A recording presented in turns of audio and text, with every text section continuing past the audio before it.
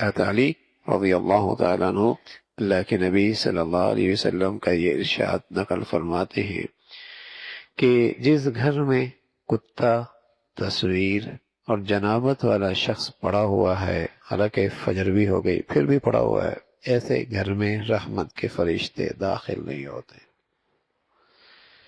کتا تو مسلمانوں کے گھر میں اتنی کثرت سے نہیں ہوتا، لیکن جنابت کے بارے میں سستی بہت ہے، اور تصویر کا تو کیا ہی کہنا۔ زیرو چیز کی تصویر گھر میں پڑی ہے، گھر میں پڑی ہے، لگا رکھی ہے، لگا رکھی ہے۔ اور یہ ایسا گناہ ہے، گناہ بے لذت، گناہ بے لذت۔ اللہ نہ کرے اگر یہ ایک تصویر جانے والے کی ہے، اس کو بھی تکلیف ہو رہی ہے، اور اگر زندہ شخص کی ہے اس کے لیے بھی مصیبت ہے، اس کے لیے بھی مصیبت ہے۔ ہاں، ضرورت کے درجے میں جہاں شریعت نے اجازت دی ہے، ضرورت کے درجے میں تو ایک درجے میں حرام کھانے کی بھی اجازت ہے۔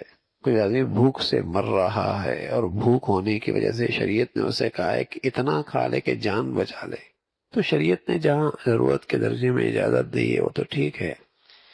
لیکن یہ کہ گھروں میں تصویریں پڑی ہوئی ہیں، چیزوں میں، کاغذات میں، صفحات میں، اخباروں میں، اور اس قسم کی چیزوں میں پڑی ہوئی ہیں، گناہ پہ لذت، لیکن نقصان کتنا ہے کہ اللہ کی رحمت کے فرشتوں سے محروم۔